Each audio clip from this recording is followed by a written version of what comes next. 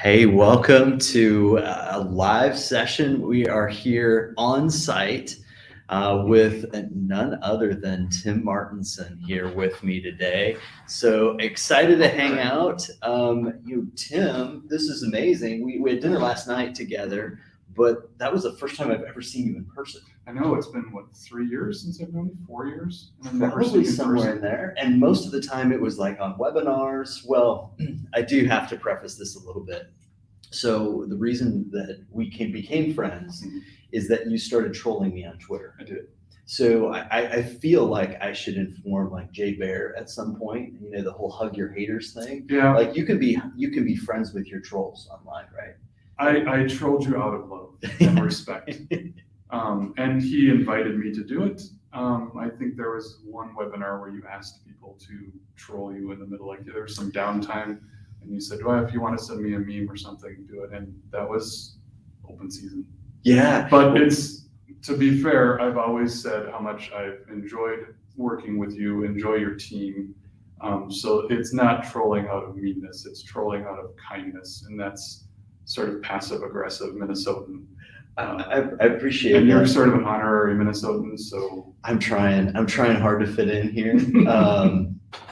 But it's a wonderful place, and it was great to see like in 3D, your location here. And I've actually seen this room a number of times because part of your role at the bank, in addition to directing a lot of the marketing stuff, you've got a bunch of video that you do as a bank, and this is where it happens, right? We shoot a lot of video here. We shoot a lot at our Woodbury branch as well, but this is our newest branch. We're in Shoreview today. It shows up really nice on video. And we've got a couple people back there working. So if you see people, come and go, they are employees here as well. So. And so Shoreview, we're in the north part of the Twin Cities. Beautiful area. Obviously lakes around, but just a beautiful little drive-in this morning. Yeah, it's a nice location. This is our 5th location. We have 5 total, so we're in. I have to go in order. So Roseville, Minneapolis, Hastings, Woodbury, and then Shoreview. Is that 5? Did I get them all? Yeah. So I want to back up, Tim, and talk a little bit of how you got here. And we're going to obviously talk to the social bankers and see some of them are jumping in already. And we're going to, hopefully you've got some good questions for Tim. We're going to be pulling those questions in, life questions. He likes to troll other people in webinars. So, like I said, this is all been a setup. This is a great chance. You're just teeing me up for this, for 4 years of torment. Yeah, but what I'd like to do is understand a little bit of how you got here in this role in banking, because you've had a really diverse background of other professional jobs, including very fluent in Spanish. It's easy in Europe. Yeah. So, so tell me a little bit about how you got to this spot in your career. Well, we could take up our whole time just with that. So I'll give you the short version. As Ben said, you said, I guess I'm talking to you. I was a Spanish teacher out of college, and that really wasn't a good fit for me. After that, I went back to grad school to figure out what I was going to do after that. And then kind of the goal after grad school was to work in the State Department. I took some of their tests and kind of found a niche in the US Latino, Hispanic, Spanish-speaking market as a marketer. Worked in that area for quite a while, moved to Miami to work at a couple places down there, and then decided to move back to Minneapolis. And slowly, the Spanish part of that faded, and it was replaced by sort of a technical project management and production career path that also involved marketing. So I got involved in different marketing agencies at that point. All of that kind of led me on the circuitous route to here. So there was one time after I finished working, I was let go from an agency. That happens a lot in the agency world. A customer comes and goes, and they tell you, I guess adios, we'll say it in Spanish, just bring it back to there. But I was sitting down with the other people that had been let go with me, and they were all talking about the same things. the same jobs we were looking at, the same career paths. And I just had one of those Office Space moments where I just said, I don't want to ever answer this question again. I don't want to have to think about this ever again. I want something completely different. And at that point, I remember I was getting out, going to my car after meeting with these folks, and my dad called me, and my dad had been, was general counsel here at the bank. And he said, the CEO of the bank is going to call you. Whatever he tells you, say yes. Okay. So I talked to him shortly thereafter, and he said, we need to build out our social media capabilities, our website. We're launching a new mobile banking app. We think you're the right guy to do it. Would you want to come and do that with us? So I said yes, worked as a freelancer here for about 2 years. And then That was about how long ago? I went from 2014 to 2016. Okay. So 2016, then the bank kind of decided to take the marketing role in-house, hand it off to a banker that had some experience on social media. And I went and worked at another ad agency for a year. After that year, I remember this, again, clear as day, it happened with a phone call from my dad. I'm not sure I'm on camera. So I was getting ready to go into a job I really didn't want, a career path I didn't want, but at my age, it was sort of like, it felt like that was what I had to do. If I was going to be successful in anything, this is the path I have to follow. And I was just sitting there trying to get myself psyched up to go into work, as you do when you work at a job that you don't like. And my phone rings, and it was my dad, my sister. It was like a family group text. And I said, I'm going to run a business, or start a business where I explain technology to moms that have kids on Instagram and TikTok and all that stuff. Long story short, my dad happened to be in the car driving to Kansas City with the CEO of North American Banking Company at that point, reads the text out loud. And then they said, well, we should probably bring Tim back full-time. So that was 2017. So I've been working here full-time since then. My first role back as a full-time employee was social media manager and digital marketing manager. And then it got to the point where our marketing had all gone down that path of social media, digital, all these different functions. No longer was traditional. We didn't have print ads anymore. We didn't have a lot of traditional banking marketing going on.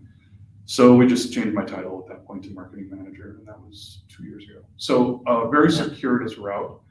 But I remember, if you think about all the things that we do as marketing managers, all of those career paths that I mentioned come into play, right? Mm-hmm. Like you have to be a teacher, you have to be a little bit, disciplinarian. You have to kind of keep an eye on the class, Yeah. The people that you're managing. You have to understand technology. You have to be able to be a good writer, a good technical writer. You have to understand the psychology of people and what motivates them. All of those things go into this career. So I think it was the career that, like I had this science teacher in 4th grade, and he said the career that you're going to have, and I'm old, so this was 1980, mid-80s, let's say. So the career you're going to have hasn't been invented yet. And at the time I thought, well, I'm going to be like a lawyer in space, or something in space. But I feel like all of the things that led up in my career led me to this point. That sounds kind of highfalutin as we say here in Minnesota, but it prepared me for this role that I have now. And now you see that you can actually go to school for this. It's like, well, I wish in a way it'd be nice to compact everything that I learned into a 2-year program, but I also wouldn't give up the 20 years it took me to get here. Yeah.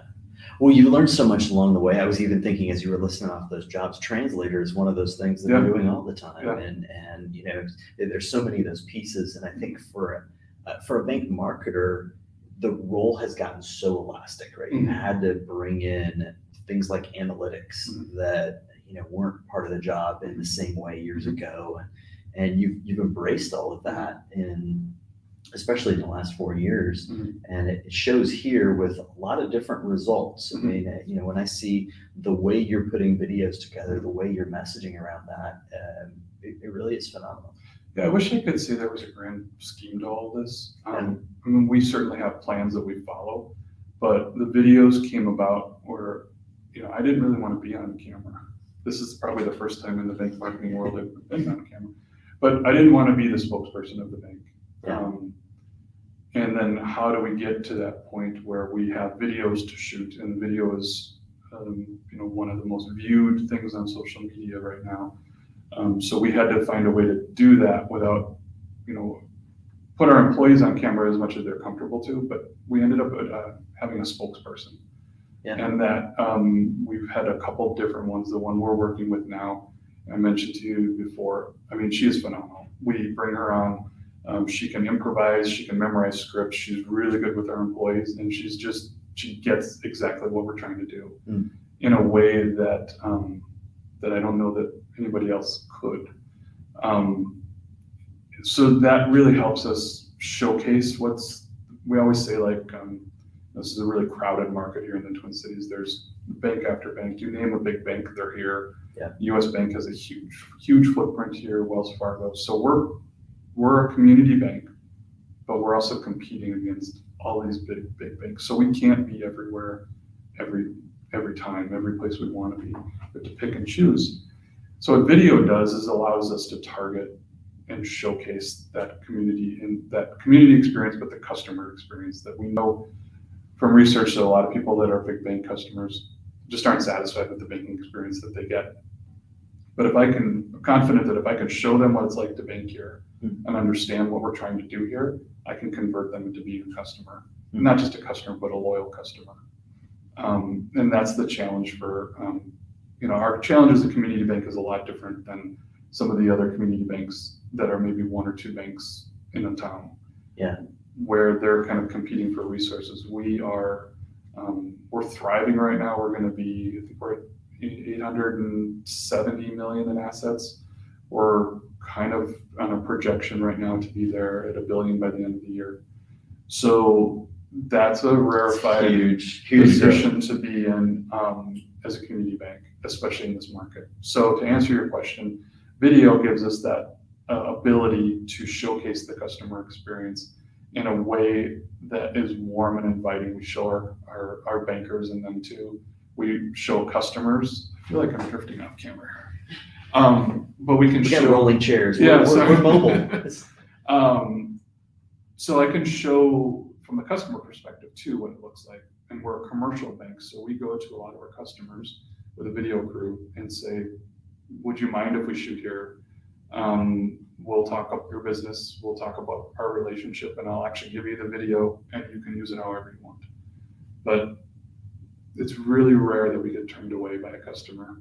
They want to promote the bank and they want to support what we're doing. And that, I think, has been, it shows the success that we've been having with it. We try not to put our customers in a position where they look awkward or where they don't feel comfortable. Same with our employees. We shot a couple of videos here a week or so ago, and our employee just killed it, just knocked it out of the park. She was so good. But that comes with the trust of, they know that I'm not going to make them do something foolish. They'll probably leave that up to me by doing this.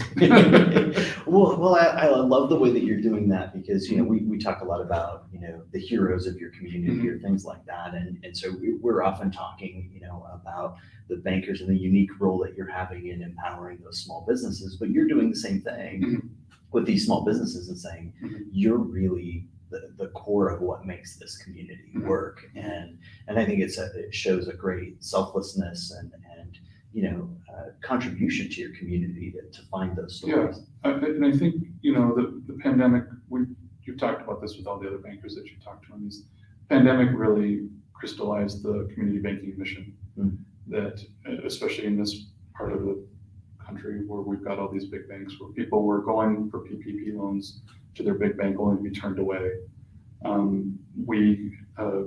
We had a lot of new customers as a result of that, and we were able to support a lot of businesses. I think it was something around 128 businesses that we got PPP loans, and it ended up somewhere around 80-ish million. And that was a wild time. Looking back on it, I remember bits and pieces. I don't remember all the details. And I wasn't even really, as the marketer, we kind of went old school with it.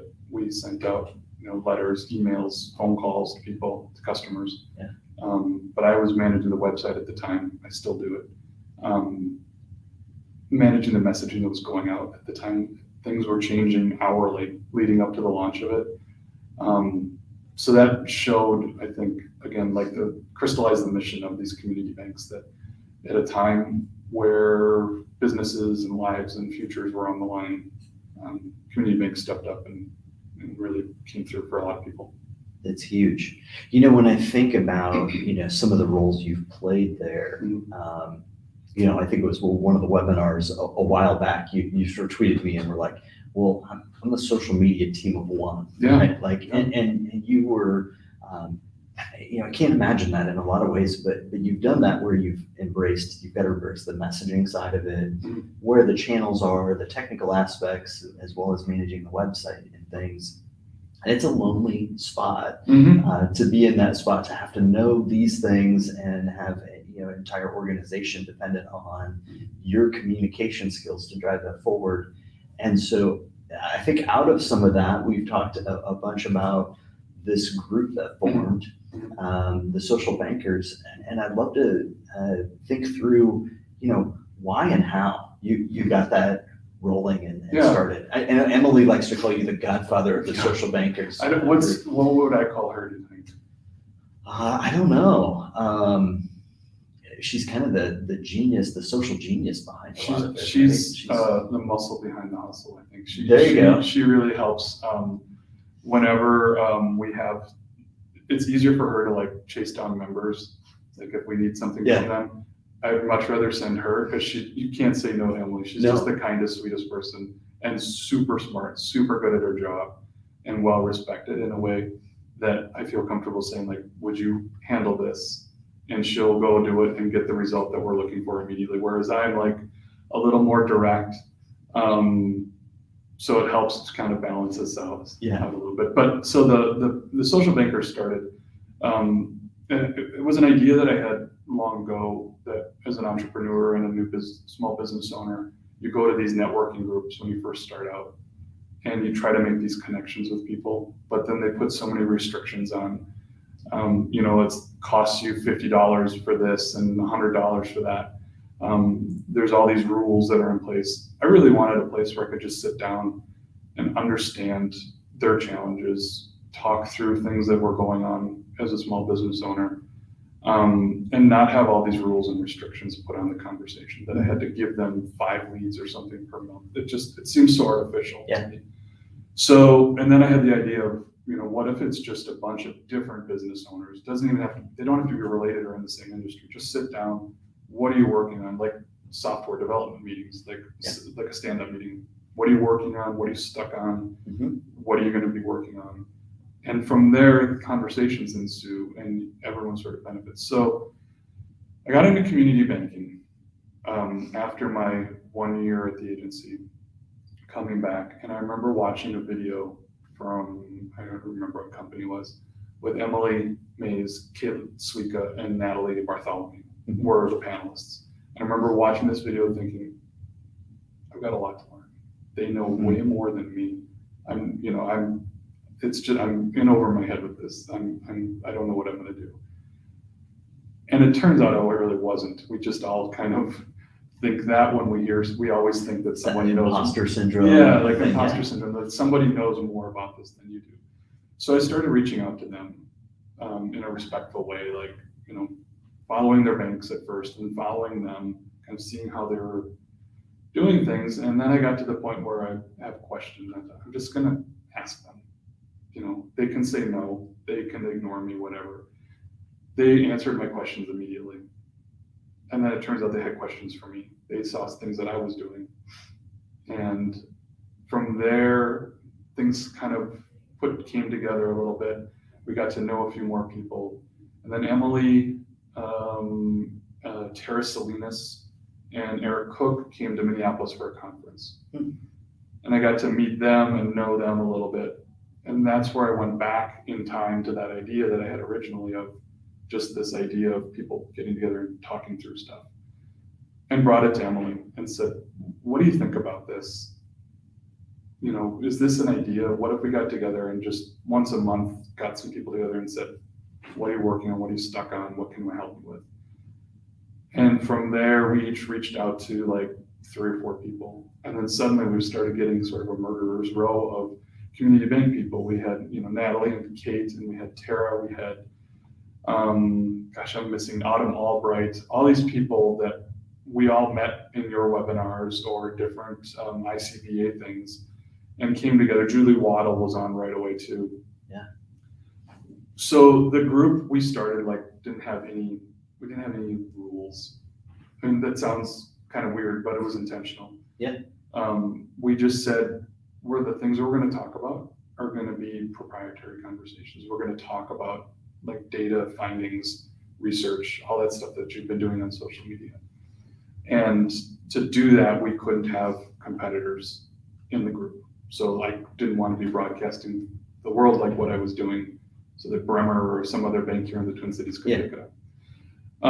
So that was one rule. We said, if you're in the group to begin with, or whenever you're allowed into the group, you have the right if someone wants to be in. And as a competitor of yours, you can say no. And it's no questions asked from any of the other members. If it's a no from one, it's a no from everyone.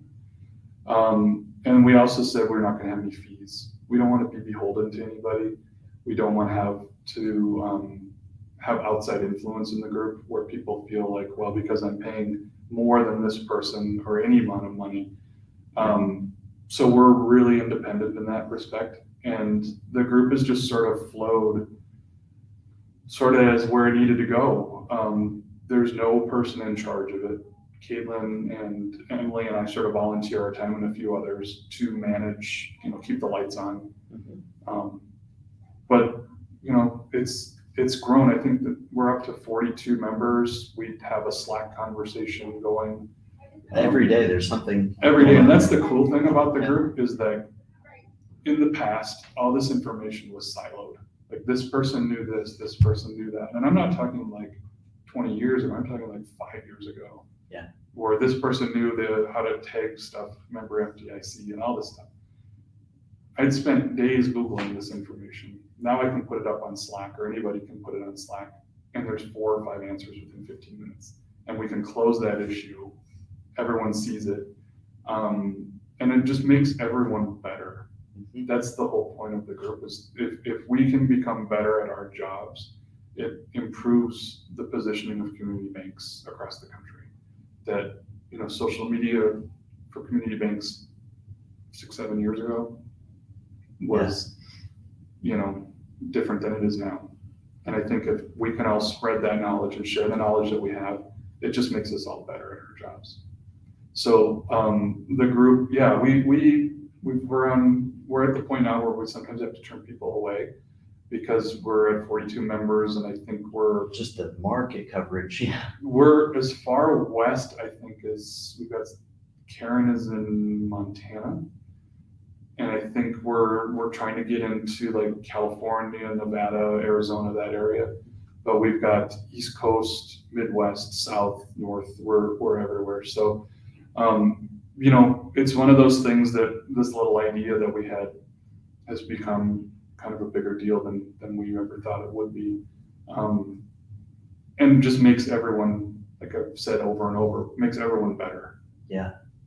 I want to go back to a couple stories from the group that inspired me, right? So one of them, I'm sure you'll remember, we had somebody in the group who came and she said, hey, I've got to present to my boss, right? Mm-hmm. And all of a sudden, the whole group just we shelved part of that Zoom call that day. Yeah. And, a lot of us are going, well, we've been there where we had to make the big presentation to our boss. And so we just kind of shelved it, and she gave us the whole presentation she was going to give, and then followed up with us the next week. And I think we all felt like we won the pitch. Yeah. We won it together. And it was just amazing. That sense of community is just amazing. There's, I guess we should backtrack. We do weekly Zoom calls. During the pandemic, those really took off. And we purposely don't have an agenda for those calls. It's a little bit like a TED Talk meets a stand-up meeting meets a game show at times. Yes, yeah. And there's really no agenda. and we just try stuff out, and being able to help people in real time like that, and it helps everyone, that particular member, just gain the confidence that they know what they're doing. Like I said, when I first saw that webinar, when I first came back and I saw Natalie and Emily and Caitlin, imposter syndrome major kicked in. I think we all feel that to a degree, but being able to assist people in that journey and share that knowledge, that, it just makes things go a lot better for everyone. Yeah, the Zoom calls get a little crazy at times. Skype or Slack, we've got channels up there for everything from work from home to different topics. I think there's one just for dogs. If you want to post pictures of your dog, there's some for Game of Thrones. So we have a good time on there and try to make it, not just cut and dry about banking. So we've got some good comments coming in. Emily and Autumn are giving you some shout out love here. Mm-hmm. Tim's the OG social banker, the godfather. So I mean, there it is right there, right from the source. So, fun to hear that a group, I think, just supporting each other in an authentic way, and nothing to gain other than, the pride of saying, hey, we feel like we're a part of their success. And I think that's been a beautiful part of the group. And you said there's no rules, but then you did outline some rules. So we do have some ground rules. There's a few ground rules. I mean, we there's no fee, like I mentioned. The fee is your participation.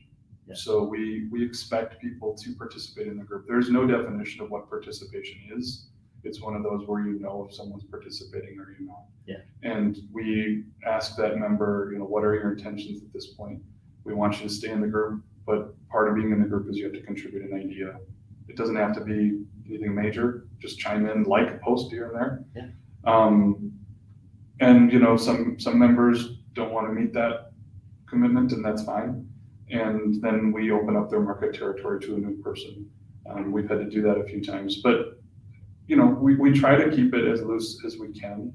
Part of that is by design, and part of it is that we're all really busy and don't have time to sit down and think about, let's come up with some bylaws. It's sort of, we react to stuff in real time. Yeah. And, I would say the majority of the decisions that come out of the group are handled by the group. It's not me saying it, it's not Emily saying it, we will present something to the group and say, here's where we're at, we want to go in this direction, what does everybody think? And leave it up to them to decide. And I think that's been, another part of a group that could go really wrong really fast is by over managing it and provide, or having one person just be like, well, I'm in charge. Right. For better or for worse, there's really nobody in charge of this group. Which, I think it's really a testament to your humility in the environment, right? Because it's really easy to sort of grab onto something and say, hey, I want to control the narrative or where it's going. So kudos to you and the rest of the group, exercising some leadership and saying, hey, we just want this thing to live organically. And I think, one of the ways that happened was with COVID. Yeah. That we all, the group really took off at that point. When we all had to go home, we were, again, you had mentioned before, marketing departments sometimes are a department of one. So we're suddenly isolated from everything that's happening. The group really grew at that point where we had, we ended up adding like 20 new members at one point. We started just with a whim, like, oh, we should probably do a video chat once a week. And let's do it on Friday at 4, sort of a happy hour, and you have a beer and hang out with your group. And from there, everything just sort of grew to where it is today. I'm not going to say what it is today, because where we are is this point in time, and a year from now, the group might be doing something completely different. Yeah. I mean, we've tried things, and like all of our social media, I mean, we all do this. We try something and measure it. If it doesn't work, we move on, think of the next thing to do.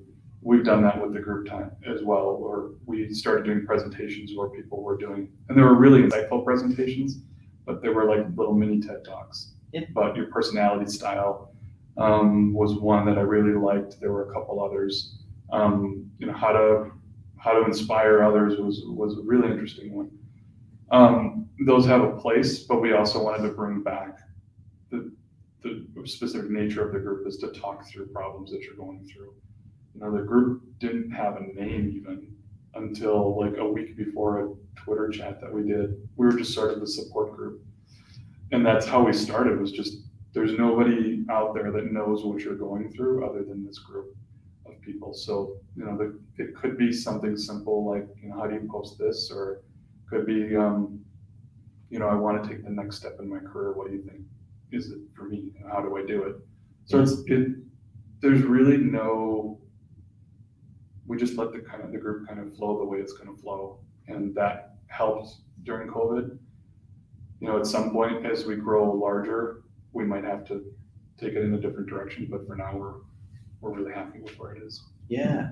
Well, what do you think is next with social bankers? Oh my gosh, who knows? I mean, we're coming back into more live streams, more regular connection.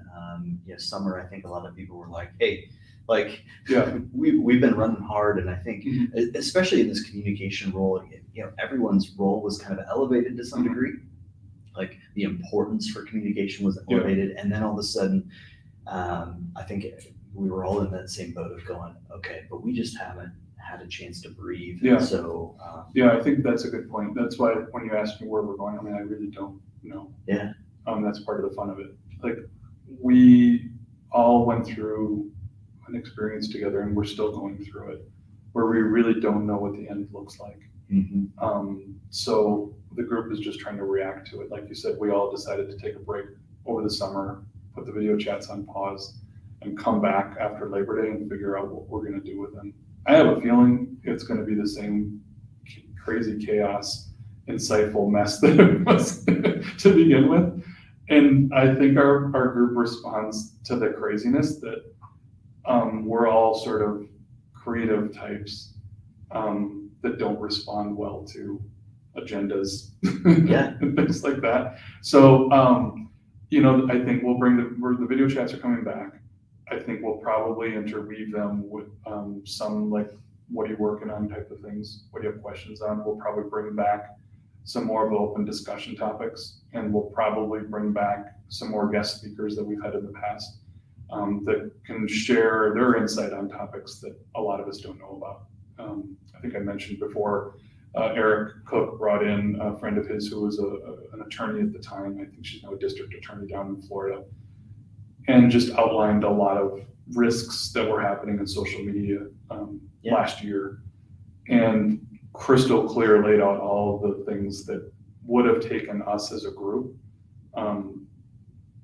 months to figure out. And in one call, she put together all of this information for us. So I'd say we'll probably start doing more of that. But I also we've got some new members, and they're coming to the group with new energy and new ideas. So we want them to have a chance to weigh in too. I think it's a wonderful thing.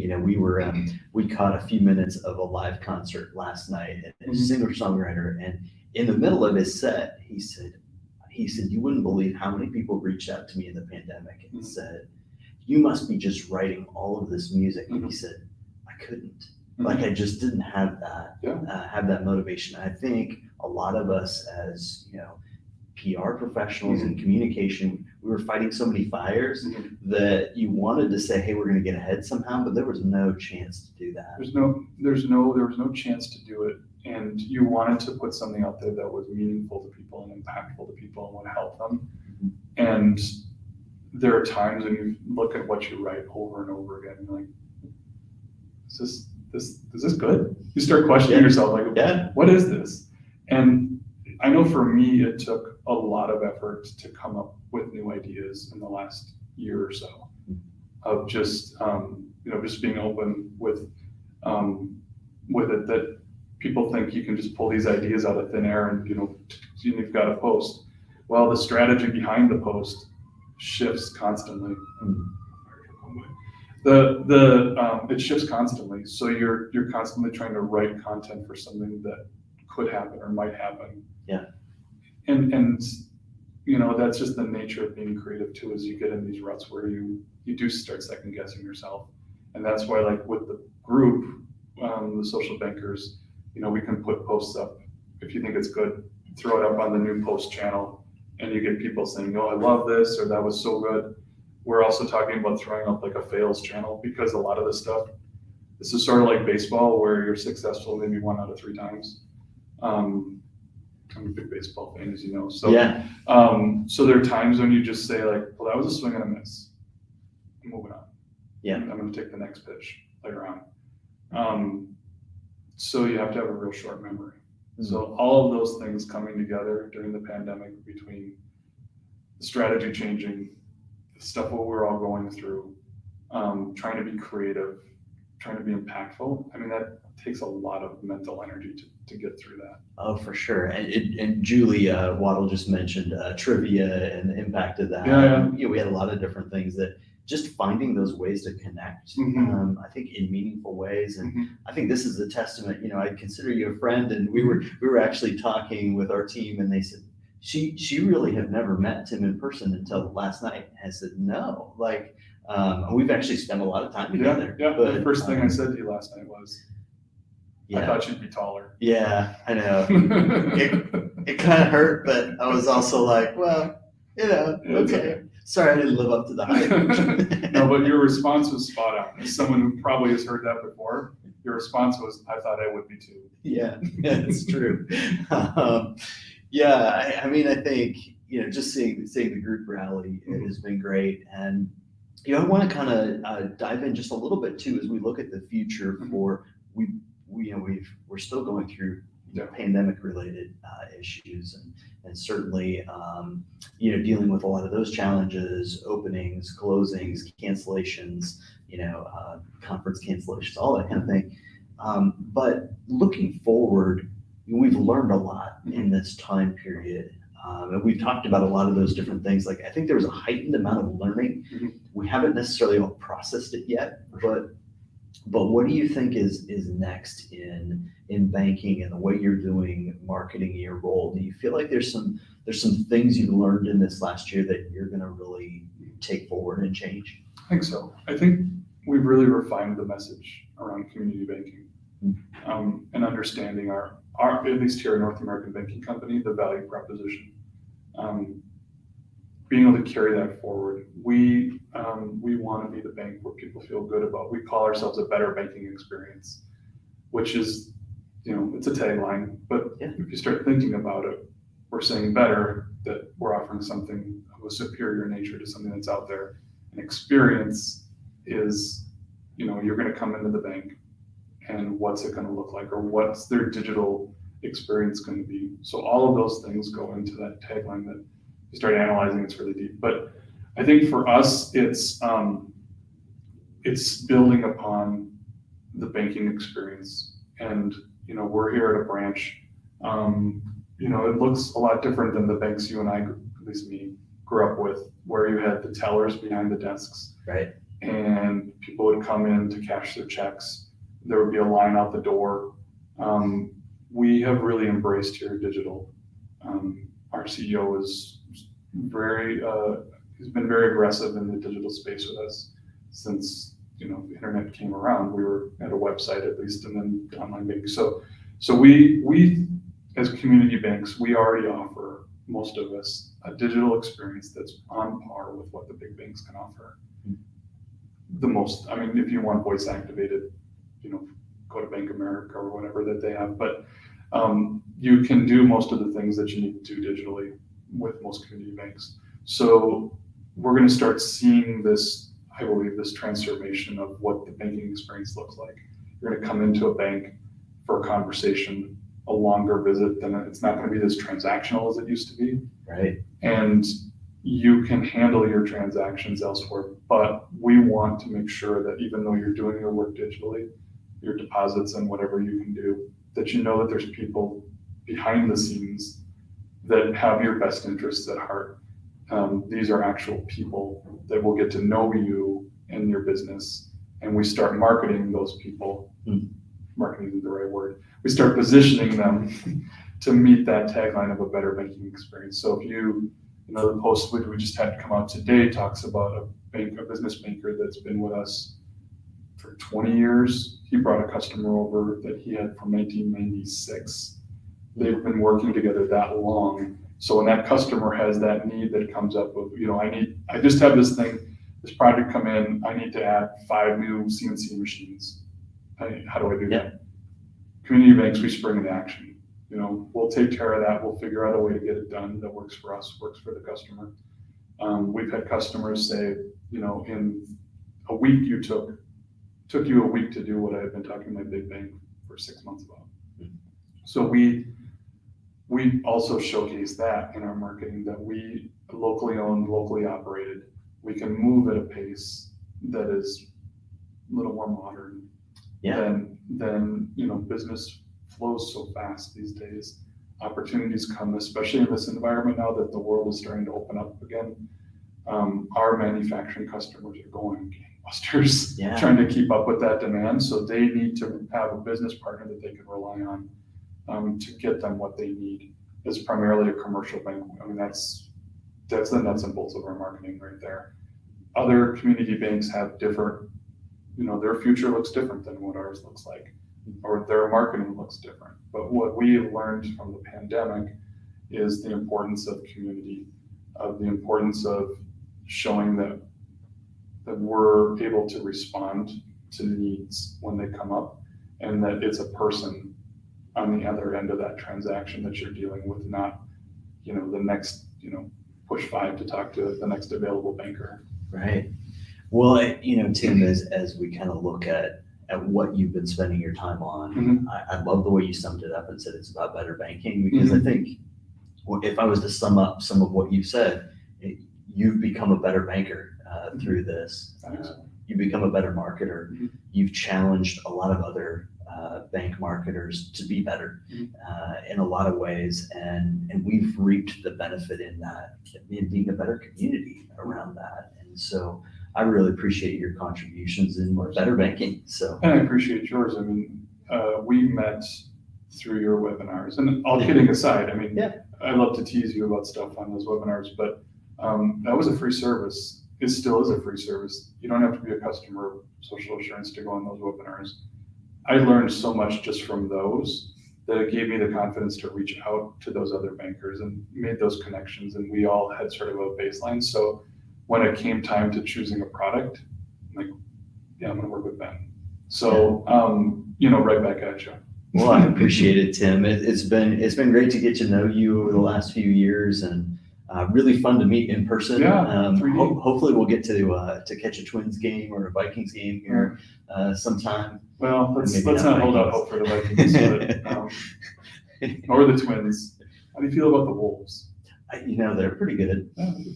I did walk past Target Stadium yesterday. It was awesome. Target Field? Target Field. Oh, it's an amazing ballpark. It's, I grew up going to games at the Metrodome.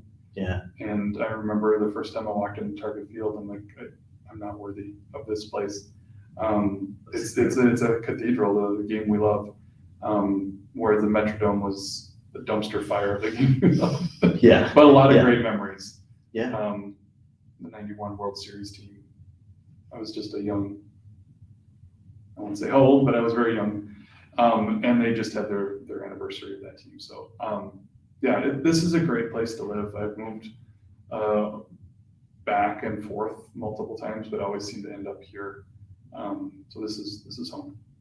Awesome. Well, hopefully we'll be catching some more of the social bankers soon on a Zoom call or catching up on some other social media. But thanks to everybody for jumping in and sharing a little bit about the community. So thanks for coming, Ben.